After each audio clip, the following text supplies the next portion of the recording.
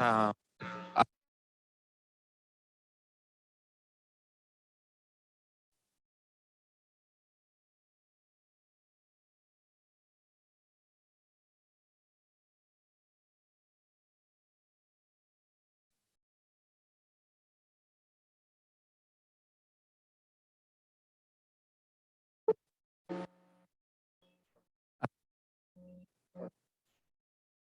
ahí, ahí sí.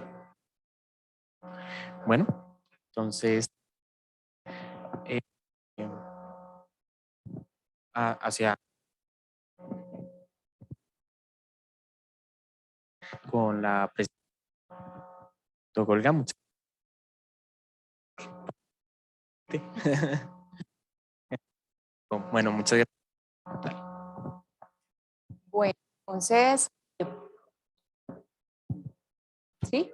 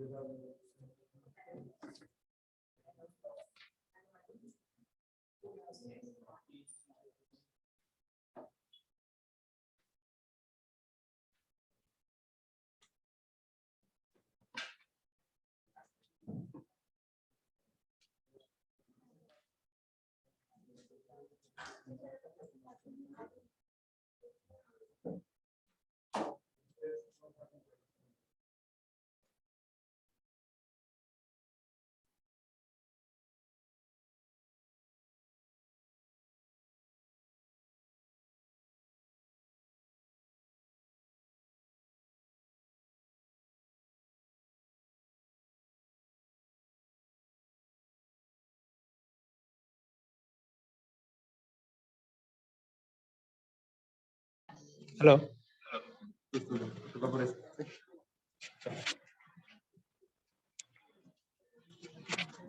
¿Aló?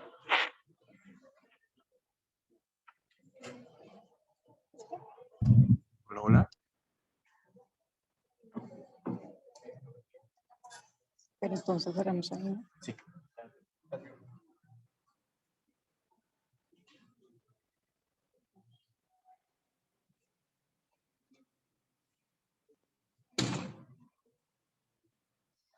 Bueno, entonces, ¿ahí me están escuchando?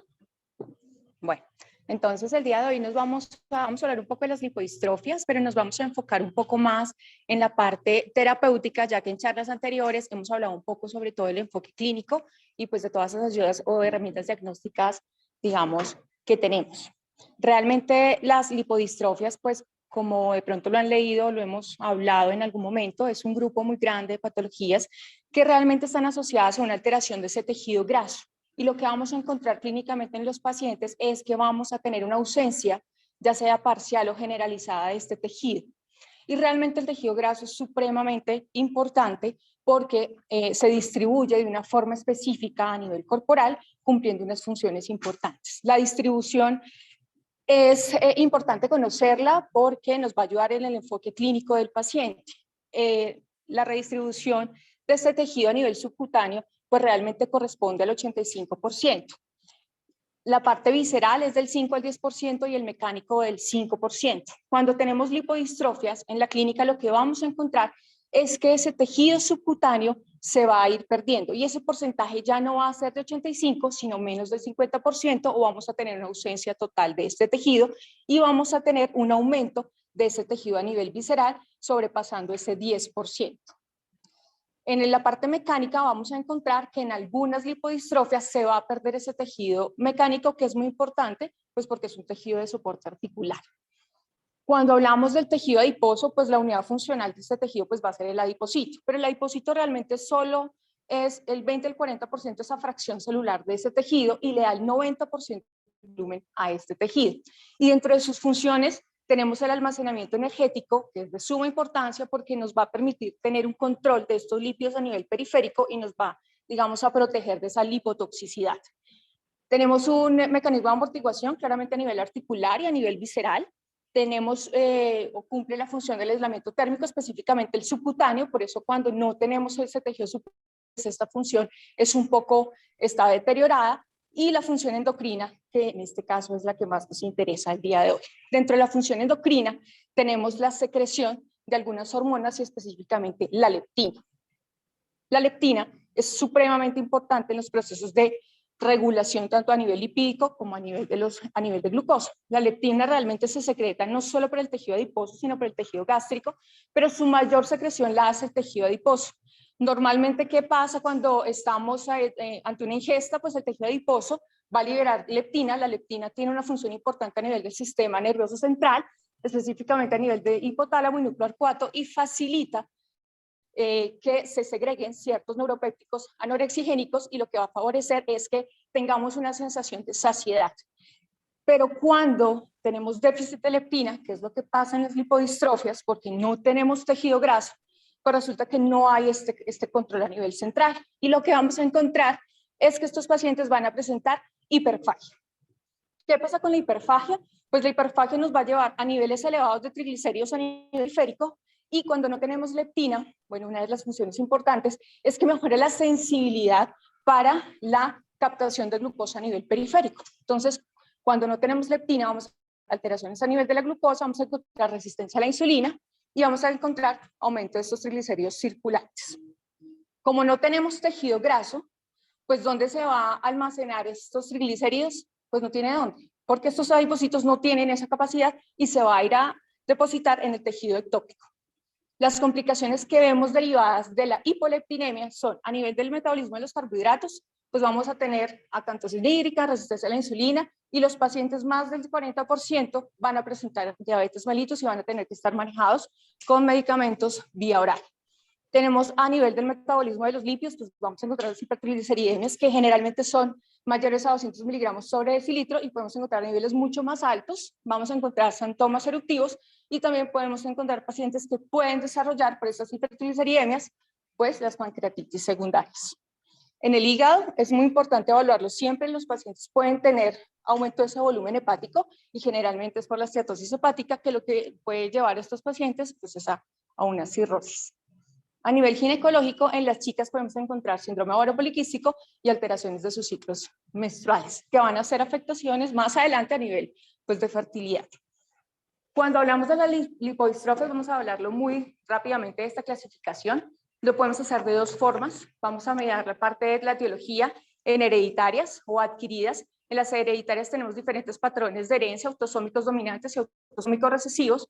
Y en las adquiridas tenemos etiologías idiopáticas, etiologías autoinmunes, y también aquellos pacientes que tienen VIH y que están en manejo con antirretrovirales.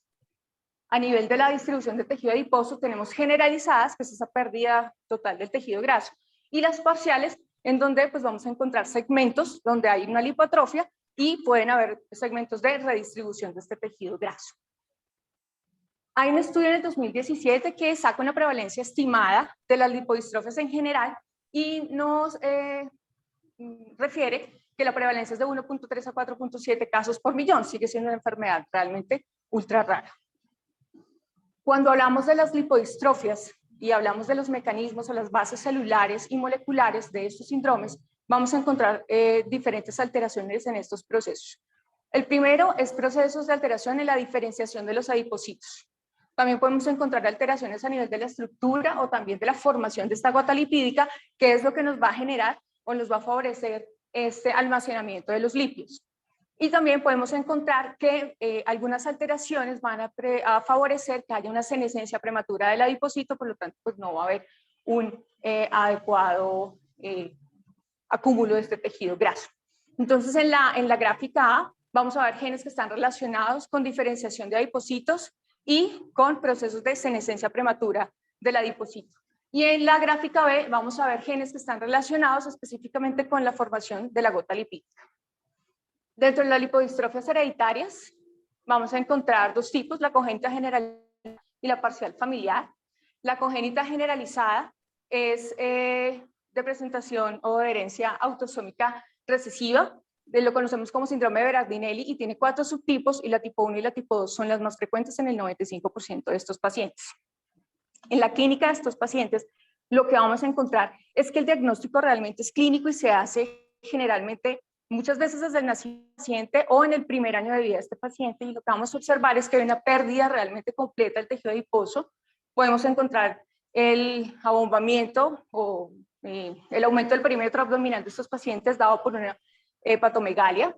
Podemos encontrar algunos pacientes con hirsutismo, con acantosis dígricas, vamos a tener protrusión o hernia umbilical, podemos encontrar una fleomegalia en estos pacientes, y a medida que ellos van pasando la adolescencia vamos a encontrar que van a tomar unas fases como acromegaloides, vamos a tener una fase de crecimiento acelerada ósea, pero realmente la talla final de estos pacientes es similar a la parental. Algunos subtipos van a tener una talla baja. En algunos pacientes también podemos encontrar déficit cognitivos, específicamente en el tipo 2, y a nivel clínico en estos pacientes, cuando van creciendo, vamos a encontrar que realmente una lipoatrofia importante en las extremidades inferiores, hay una marcada pronunciación del músculo recto a nivel abdominal y la fleomegalia en estos pacientes. Cuando hablamos de los criterios de diagnóstico, vamos a encontrar criterios mayores y criterios menores, como en muchas patologías, y el diagnóstico se va a hacer con 3 criterios mayores o 2 mayores más 2 menores, y entre los mayores tenemos la lipoatrofia del tronco, de miembros inferiores y la cara, las características acromegaloides, vamos a encontrar la hepatomegalia, las concentraciones claramente elevadas de los triglicéridos y la resistencia a la insulina. Y los criterios menores, vamos a encontrar algunas alteraciones cardiovasculares, vamos a encontrar el sutismo, pueden alteraciones de amenorrea primaria o secundaria, y el déficit cognitivo y la fleomegalia. En las lipodistrofias parciales familiares hay 7 subtipos descritos, la más frecuente es la tipo 2 o la variante Dunningham. Acá en estos tipos de herencia tenemos autosómicas recesivas y autosómicas dominantes. En la clínica de estos pacientes es mucho más tardía, generalmente suele ser en edad escolar, en la adolescencia o en edad muy tardía. Estos pacientes realmente tienen una redistribución de su tejido graso con lipoatrofia en algunas áreas, específicamente en las extremidades. Y vamos a encontrar que en la variante de Dunningham, que es la más frecuente, vamos a encontrar unas fases, digamos que cushinoides en estos pacientes y una lipoatrofia en las extremidades. Claramente estos pacientes también van a tener alteraciones metabólicas, encontrando signos pivotes para nosotros, que es la hemoglobina glicosilada elevada y la hipertrigliceridemia en estos pacientes. Tenemos las lipodistrofias adquiridas, tenemos en las adquiridas realmente las más frecuentes son las causas autoinmunes, y tenemos la generalizada, y en esta área encontramos el síndrome de Lawrence. Generalmente estos eventos están precedidos por procesos infecciosos o por paniculitis previas, y el paciente realmente nace con una proporción de tejido graso adecuada, y esa pérdida es un poco insidiosa a medida que el paciente va creciendo, y en la primera infancia presenta esta pérdida, y es característica que no tengamos el tejido o perdamos ese tejido graso mecánico. Es mucho más frecuente en mujeres que hombres, encontrando una relación de 3:1.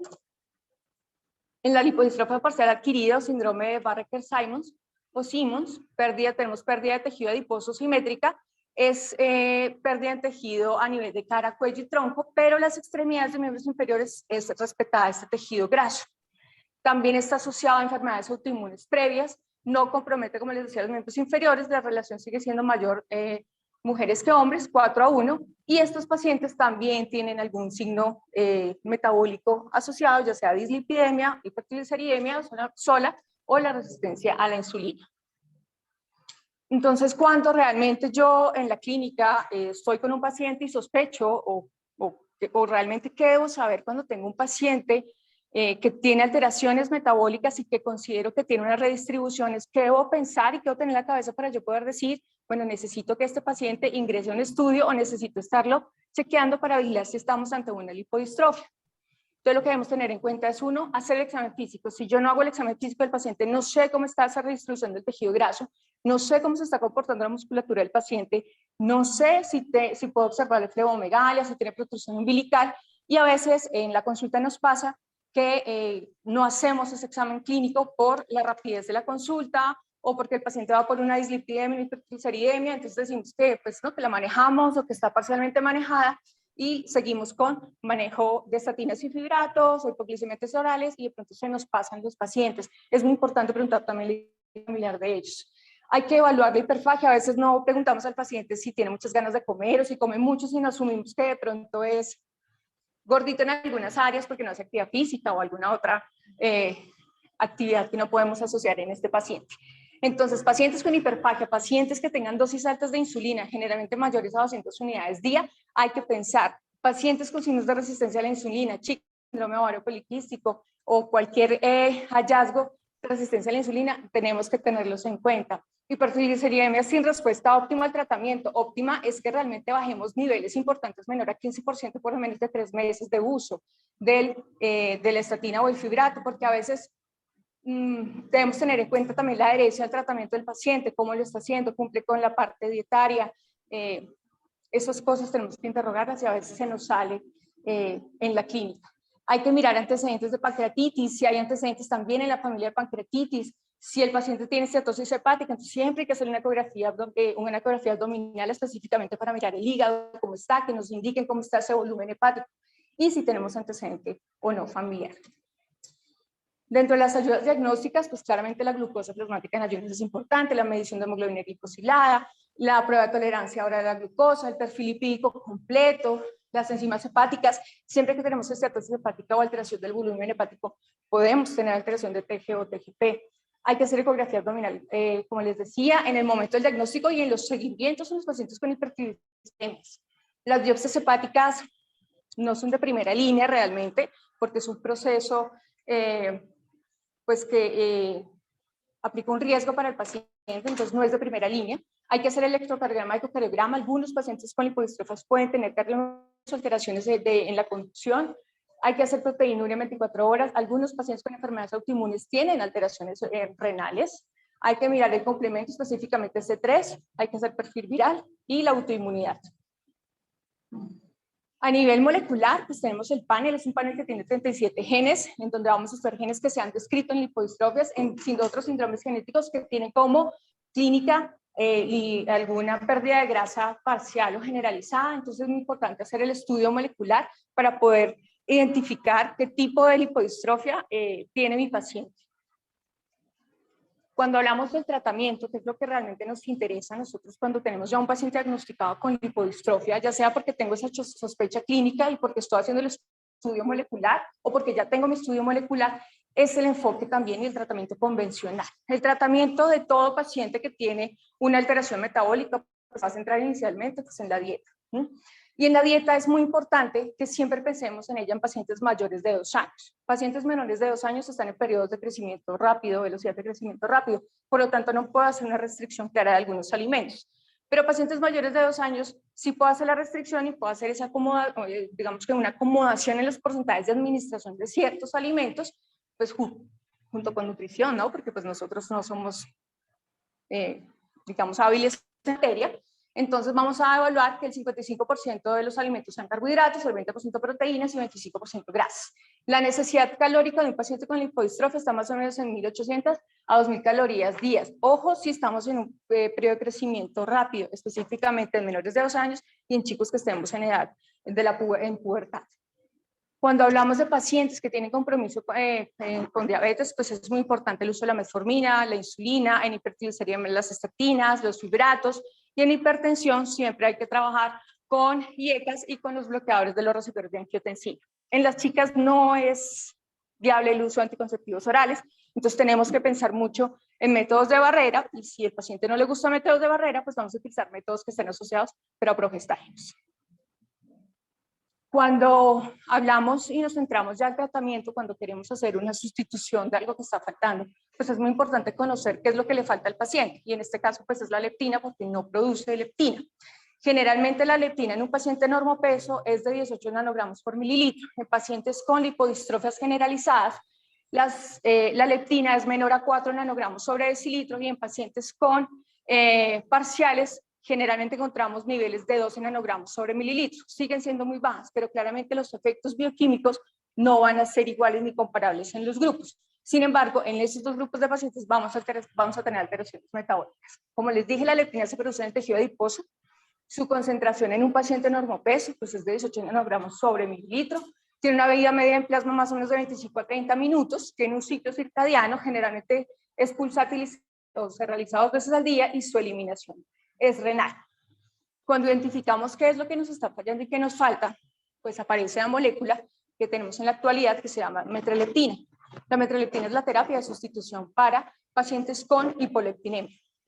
Y en las lipodistrofias pues tenemos hipoleptinemia. Entonces lo que debemos es suplir esta necesidad para disminuir esos riesgos metabólicos que tiene ese paciente. Al disminuir el riesgo metabólico, mejoro la calidad de vida y no encuentro ningún o disminuyo esos efectos secundarios de esas alteraciones metabólicas. La metraleptina es un análogo de la leptina, tiene 147 aminoácidos y se diferencia de la leptina porque tiene la adición de un residuo de metionina en la amino N terminal, y esto favorece que tenga más tiempo de duración o tenga un mayor tiempo de vida media en el tejido, por lo tanto más o menos cumple la misma función de la leptina.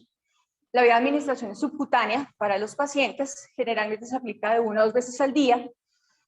Es muy importante esta aplicación porque va también a depender de la adherencia que tenga el paciente a la aplicación. No es lo mismo decirle a un paciente, chúsese 2 veces al día, que decirle chúsese 1 vez al día. Entonces, cuando yo utilizo un medicamento que estoy sustituyendo, como la metraleptina, necesito una buena adherencia para el paciente porque la no adherencia podría generarme efectos rebote en el tratamiento del paciente y complicaciones secundarias a esa disminución abrupta de esa administración. Entonces, es muy importante tener en cuenta cuando estoy hablando en niños, en adolescentes o en pacientes adultos, tener claro la adherencia al manejo. La eliminación de la metraleptina también es de eliminación renal, y la metraleptina está indicada para pacientes mayores de 2 años con lipodistrofias generalizadas o lipodistrofias adquiridas generalizadas, y para mayores de 12 años en lipodistrofias parciales familiares y las parciales adquiridas. Pero realmente solamente en pacientes que no hayan logrado un control metabólico. La gran mayoría de pacientes que tienen buena adherencia con el medicamento, que cumplen con la dieta, pueden tener un control adecuado, pero hay pacientes que, a pesar de ser muy juiciosos y continuar con todas las indicaciones, no cumplen con estos parámetros. Entonces son pacientes que sí se benefician, que a pesar de no ser generalizada, sino su componente es parcial, deben tener una suplencia con metraleptina.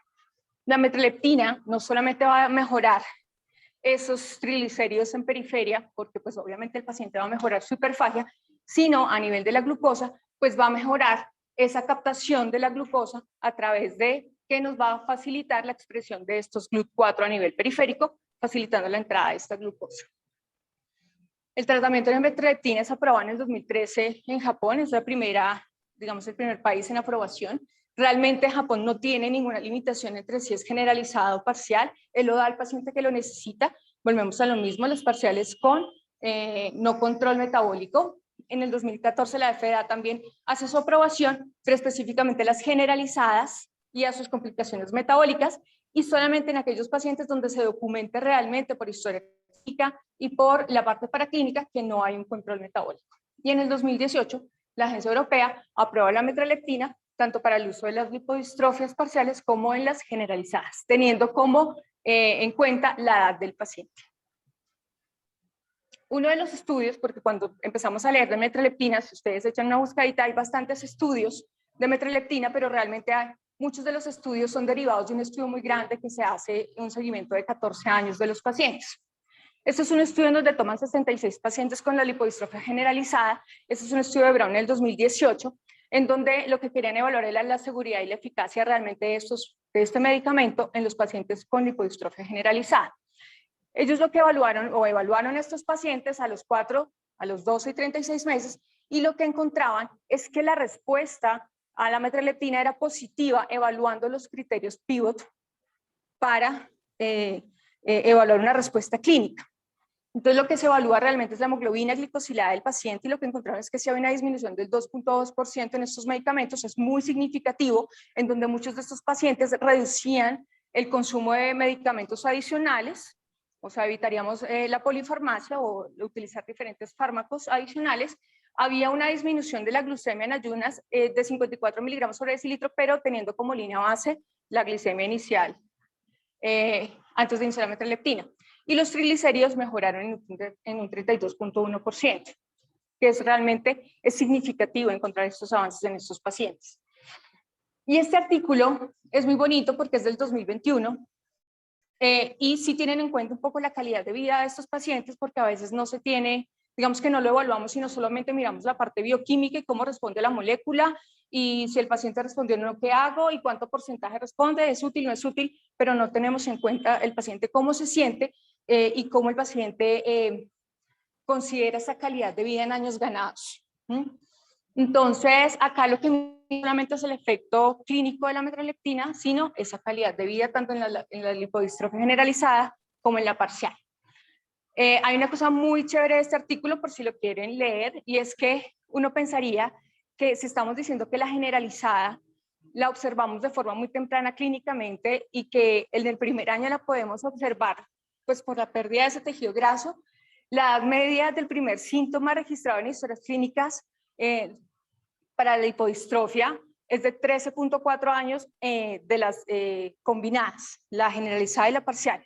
Pero cuando uno habla de la generalizada es de 8.8 años. Entonces uno dice, algo pasó, no lo tomamos en cuenta, o el paciente no volvió, o se tomó como un niño que tenía una dislipidemia, y pues obviamente los niños a veces los valores no son muy elevados y podrían pasar desapercibidos, a diferencia de los adultos. Entonces, pues es un dato importante de que en la clínica debemos hacer quitar la ropa a los pacientes, debemos evaluarlos, debemos hacerle seguimiento a esas elevaciones de triglicéridos, a ese mal manejo de la glucosa periférica.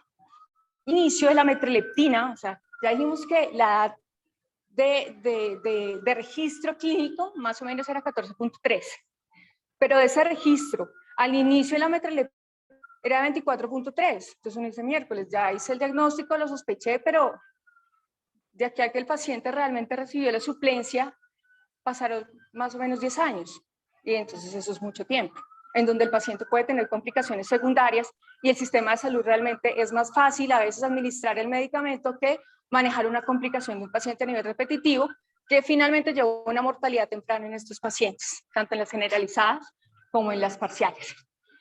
Esta es una tabla, son tablas súper sencillas que tienen artículos, o sea, no son diferentes, son gráficas de barras, y lo que vamos a observar es los pacientes, la línea de base o los atributos o características clínicas que tenía el paciente, tanto para clínicas como clínicas, y lo que observábamos es que cuando se evaluaron a los 12 meses, la respuesta fue muy positiva cuando mirábamos estos pacientes. Entonces, en 4 parámetros fue relevante. Cuando hemoglobina glicosilada, el 88% de los pacientes mejoraron. Cuando miramos la hiperfagia, el 100% de los pacientes ya no tenían hiperfagia. Por lo tanto, los niveles de triglicéridos tienen que ser muy similares y efectivamente el 90% de los pacientes sí habían disminuido estos valores de triglicéridos a nivel periférico. Otro valor fue la pancreatitis. Claro, si yo bajo triglicéridos, el riesgo de pancreatitis pues va a ser muchísimo menor en estos pacientes.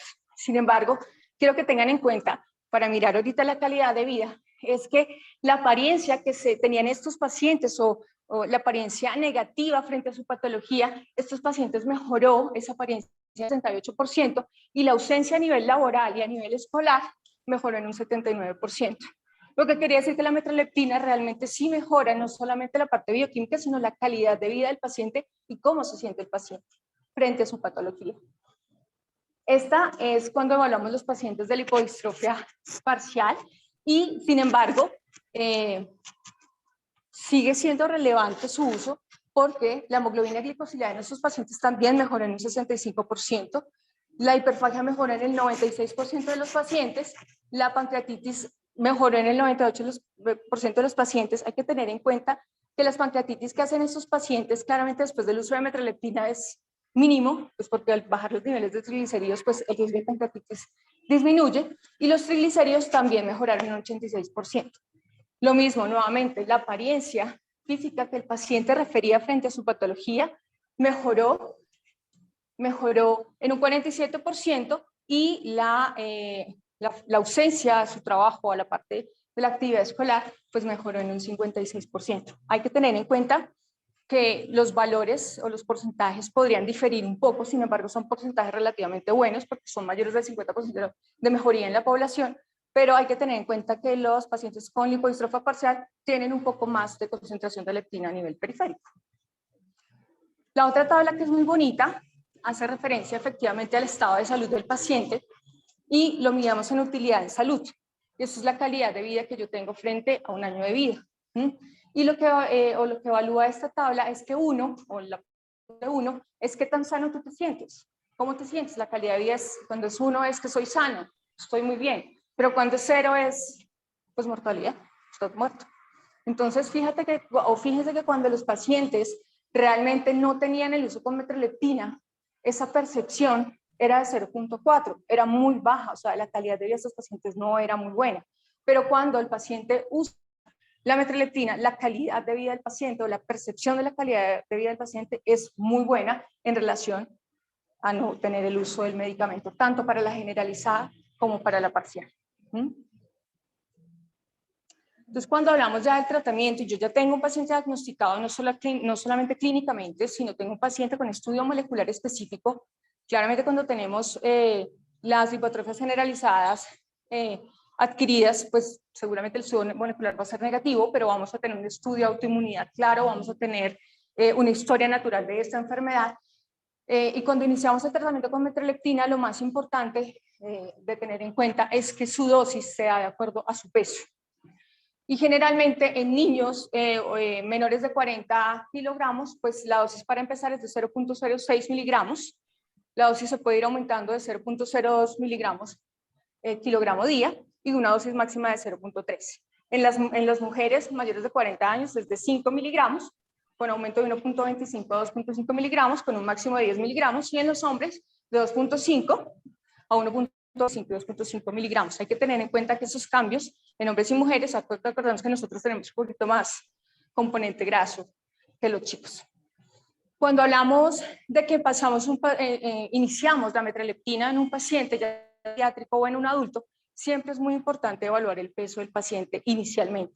No solamente inicial, sino cuando el paciente inicia la metreleptina, yo tengo que controlar ese peso porque muchos de los pacientes que inician metreleptina pueden disminuir o bajar de peso. Entonces yo tendría que hacer o recalcular esa dosis del paciente para no causar un efecto negativo en el paciente. Lo mismo, pacientes que inician dosis de metreleptina, hay que acordarnos que la metreleptina mejora la sensibilidad de la insulina.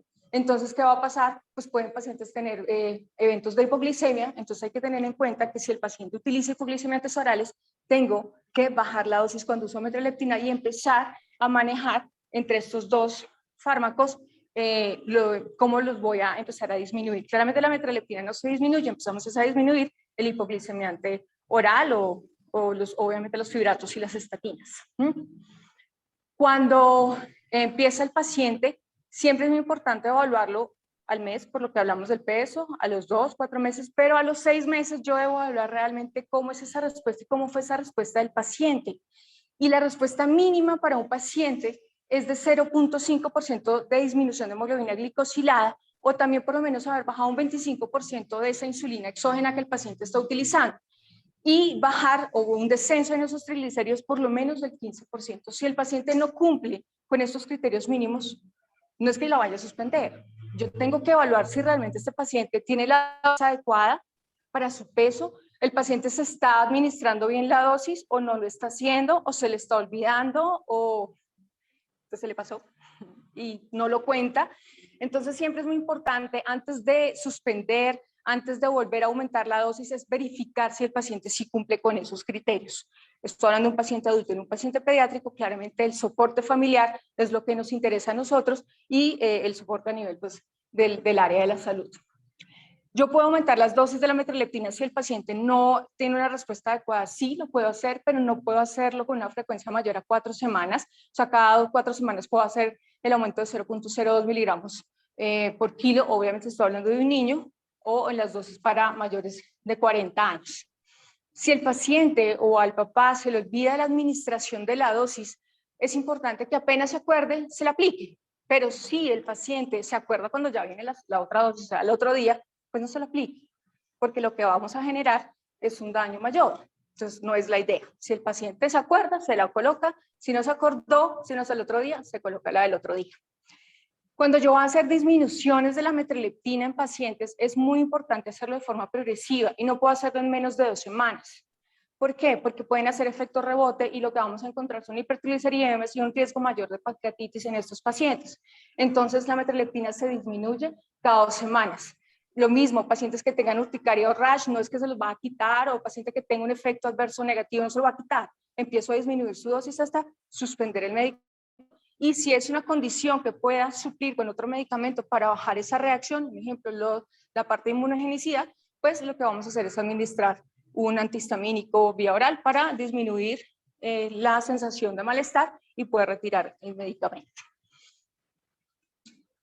Cuando hablamos de los efectos adversos del medicamento, realmente el 67% de los pacientes en los estudios presentaron algún efecto secundario, pero son efectos, la gran mayoría son, digamos que, leves.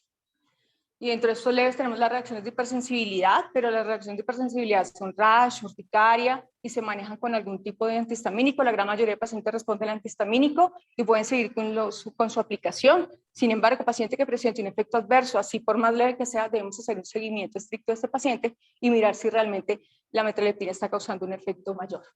Hay que tener en cuenta la hipoglicemia, como hablábamos, hay que tener en cuenta los pacientes pueden tener cefalea, puede tener pérdida de peso, dolor abdominal, las pancreatitis agudas, digamos en los estudios hubo 6 pacientes que presentaron pancreatitis aguda, pero estos 6 pacientes cuando fueron a mirar las historias clínicas resulta que los pacientes tenían aplicaciones intermitentes del medicamento.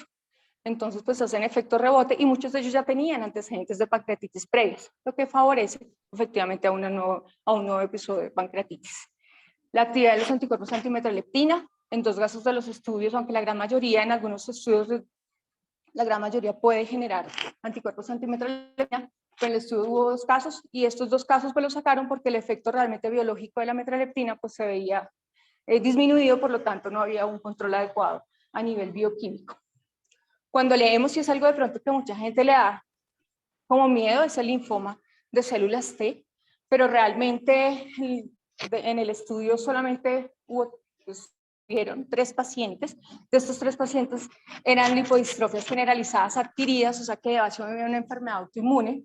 Y resulta que cuando fueron a mirar las historias clínicas de esos pacientes, era un paciente varón de 68 años que tenía antes del inicio de la metralleptina linfadenopatías reactivas inicialmente y después del tratamiento, 8 meses posterior, pues se le diagnosticó un linfoma T.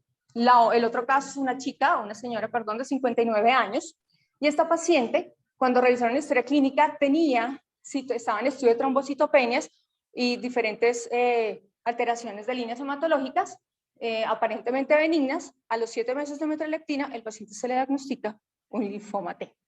Y la otra chica fue una niña de 13 años que aparentemente no tenía ninguna alteración hematológica en estudio y la paciente desarrolló un linfoma T también, anaplásico. Cuando hablamos de otros efectos adversos, a veces no tenemos en cuenta o consideramos que el paciente por tener una patología genética, la fertilidad no está, y la fertilidad es muy importante, la lactancia y la maternidad, y cuando utilizamos metralleptina hay que tener en cuenta que la fertilidad mejora porque mejoran los niveles de la hormona luteinizante, y estas pacientes pueden tener embarazos pues, claramente no programados con uso de metralleptina. No hay un estudio directo que genere una contraindicación como tal, pero sin embargo sí se ha visto en diferentes pacientes que han estado en gestación que sí favorece a partos prematuros y algunos pacientes hubo abortos espontáneos, pero realmente no hay un nexo causal en este momento que uno pueda decir realmente la metralleptina causa esto. Inicialmente o idealmente, si el paciente o la paciente está en gestación, lo ideal es no utilizar metralleptina. Lo mismo si el paciente o la paciente está en lactancia, pues no utilizar metralleptina, sino cambiar al manejo convencional. Entonces, cuando hablamos de las lipodistrofias, ya pues para terminar, es un grupo pues, de trastornos metabólicos, como lo hemos hablado en toda la charla. Las clasificamos como generalizadas o parciales. El diagnóstico de las lipodistrofias inicialmente es clínico y paraclínico, claramente. Pero pues tenemos pruebas diagnósticas y específicamente las pruebas moleculares.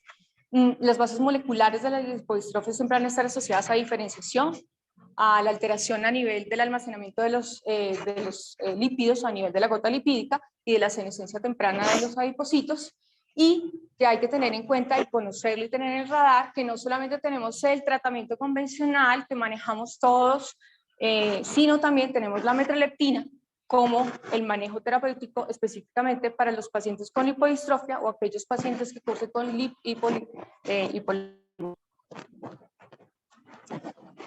quería mostrarles esta aplicación, es del doctor David Araujo, es un doctor muy apasionado por las lipodistrofias, están casi todos los artículos de las lipodistrofias, y él hace una aplicación tanto para Android y para iPhone, en donde obviamente es una herramienta solamente, no es diagnóstico, es una herramienta en donde colocamos criterios y nos puede hacer un acercamiento a qué tipo de lipodistrofia estamos y cómo la debemos manejar y qué estudios preclínicos podemos solicitar.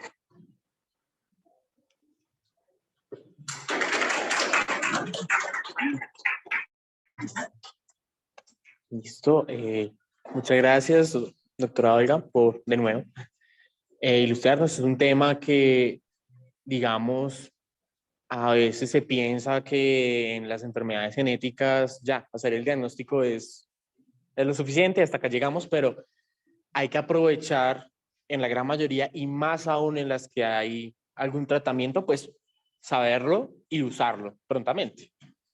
Lo digo porque suele pasar que piensa que esto es rarísimo y tras el hecho que no se puede empezar la terapia, pero les cuento, digamos, en Sanitas tuvimos un caso que lo diagnosticamos y lo mismo, era diabetes de difícil manejo, hipertrigliceridemia, una paciente joven, universitaria y puro músculo, pero músculo, no tenía nada, era una generalizada.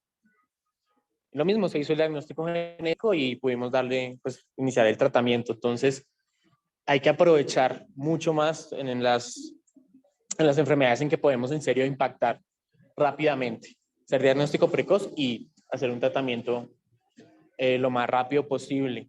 El artículo que, esto supuestamente era un club de revista, íbamos a revisar otros artículos, pero pues igual yo creo que así estuvo bien el tiempo. También el que traía era el mismo que la expuso, entonces pues no hay lío. ¿Hay preguntas? No sé si hay preguntas. Si hay preguntas las pueden colocar en el chat, pero pues, o acá, si hay preguntas. No sé si haya preguntas. Gaby.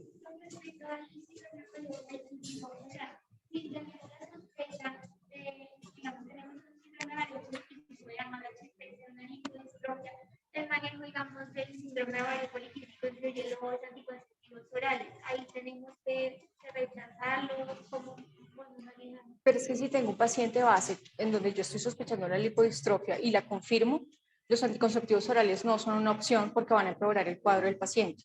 Entonces lo que se hace es hacer cuando colocas la metraletina, el paciente mejora. Obviamente los quistes a nivel ovárico persisten, pero los ciclos menstruales mejoran porque se regulan un poco las hormonas femeninas, específicamente la LH. Entonces la paciente, la clínica va a mejorar. Los efectos secundarios del síndrome ovario poliquístico, también la resistencia a la insulina, entonces la acantosis nígrica pues es algo que no lo reviertes, pero sí mejoras la sensación de, digamos, esas fases androgénicas que a veces toman estas pacientes, pues mejora el hirsutismo facial, va a mejorar con el uso de la metraletina. Sin embargo, siempre hay que hacer un seguimiento en estas pacientes porque pues el ovario poliquístico pues es una patología que debemos seguir a nivel ginecológico ecográficamente. Y todos los signos secundarios de la resistencia generalmente mejora con el uso de la metraletina. Hay una pregunta que si las lipodistrofias de base genética pueden ser de cualquiera de los tres tipos contemplados en la clasificación específica, generales, generalizadas, parciales. Sí, o sea, la parte genética, entonces tenemos en las generalizadas, tenemos el síndrome de Berardinelli, que son los 4 subtipos y son autosómicas recesivas. Y dentro de las genéticas también tenemos la lipodistrofia parcial familiar, que son los 7 subtipos que tienen herencia autosómica dominante recesiva. No sé si esa era la pregunta. Sí. Con respecto a la charla, sí, va a quedar pues compartida en el Facebook tanto del grupo de nosotros, de Genocid, como el de Camo, tanto en el Facebook como en YouTube, para que pues la puedan volver a mirar, analizar y demás. Criticar. Todo lo que quieran. De nuevo, muchas gracias por la charla, muy buena. Es muy importante porque a veces esos pacientes con hipertrigliceridemia, o no sé si les pasa por medicina interna, a veces dicen hipertrigliceridemia familiar, entonces todo es familiar. Y a veces no nos centramos también en lo que les decía en el examen físico porque nos pasa hipertrigliceridemia familiar, hipertrigliceridemia. Y uno también a veces en la consulta. Entonces es muy importante siempre por lo menos hacerle quitar la camisa y por lo menos bajarle el pantalón hasta las rodillas y mirarlo bien al paciente cómo está distribuido su tejido graso. ¿Sí? hace poco estabas tú en consulta con el doctor Sí, Juan Javier López tuvimos un caso. y llega la paciente en donde claramente la hacen desvestir solamente por una alteración a nivel, obviamente la paciente estaba con diabetes, con hipertrigliceridemia, o realmente va a tener dislipidemia mixta. Y cuando realmente quitan la ropa del paciente, empiezan a observar las características de la flebomegalia, la lipohipertrofia de extremidades inferiores, la marcación a nivel abdominal y tejido del músculo recto. Entonces sí, mucho énfasis en eso. Pues yo creo que sí, si hacemos bien el diagnóstico clínico, pues el molecular es el más fácil. Listo. Muchas gracias a todos los participantes. Recuerden, por favor, llenar la encuesta de satisfacción de la charla. Y mañana también tenemos otra charla de anomalías congénitas, la primera parte para los interesados. Vamos a explicar muy bien a nivel craneofacial cómo distinguir las diferentes malformaciones congénitas, cómo es la terminología, que es pues, un tema que también se nos dificulta. A veces vemos si hay determinada malformación de deformidad y no sabemos cómo pues, escribirla, entonces es algo importante y vamos a empezar por secciones del cuerpo humano, mañana pues todo el tema de craneofacial. Entonces, que estén bien, que tengan buena tarde, buena noche. Ya se pueden ir desconectando.